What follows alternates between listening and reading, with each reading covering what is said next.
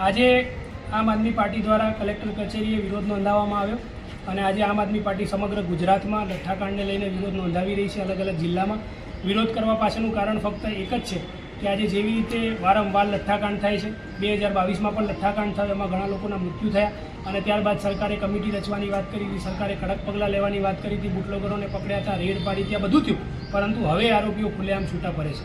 આજે ગુજરાતની અંદર અલગ અલગ દુર્ઘટનાઓ ઘટી છે. ટીઆરપી ગેમ ઝોન કાંડ હોય કે ગંભીરાની બ્રિજની દુર્ઘટના હોય, ડીસાની ફેક્ટરીમાં આગ લાગે, આ તમામ ઘટનાઓ થાય. જ્યારે કોઈ બ્રિજ તૂટે ત્યારે દરેક બ્રિજની તપાસ થાય. જ્યારે કોઈ ગેમ ઝોનમાં આગ લાગે તો દરેક ગેમ ઝોન બંધ કરી દેવામાં આવે.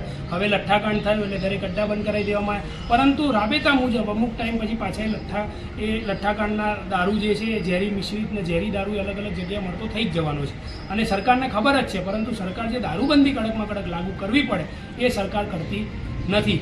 આજે ગુજરાતના અલગ અલગ રાજ્યો, જે સરહદી રાજ્યો છે, ત્યાંથી દારૂ ખુલ્લેઆમ વેચાય છે. ત્યાંના જે ગામડાઓ છે એમાં કરોડોમાં ઠેકા બોલાય છે ત્યાંની લીકર પોલિસીમાં, પરંતુ સરકાર એવું ઈચ્છતી નથી કે ગુજરાતમાં કડકમાં કડક દારૂબંધી લાગુ થાય.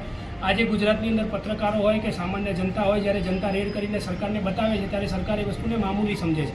સરકાર એ વસ્તુમાં કોઈ કડક પગલાં લેતી નથી. જ્યારે લઠ્ઠાકાંડ થાય ત્યારે જ સરકાર જાગે છે. આ તમામ વસ્તુને ભેગી કરીને, આ તમામ વસ્તુને એકત્ર કરીને આજે આમ આદમી પાર્ટી શહેર સંગઠન દ્વારા કલેક્ટરને રજૂઆત કરવામાં આવી છે અને એવી માંગણી કરવામાં આવી છે કે આ સરકાર સંવેદનશીલ છે, આ સરકાર જાગૃત છે એવી વાતો કરે છે, પરંતુ આટલા લોકો મૃત્યુ પામે છે તો એ સંવેદનશીલ સરકારના એક સંવેદન મંત્રી તરીકે હર્ષભાઈ સંઘવીએ રાજીનામું આપવું જોઈએ અને ગુજરાતની જનતાને બતાવવું જોઈએ કે અમે ખરેખર સંવેદનશીલ છીએ, ખરેખર અમારામાં લાગણી છે, ખરેખર અમે લોકો માટે વિચારીએ છીએ અને એના માટે આજે ગુજરાતની જનતા સમક્ષ મારી રાજીનામું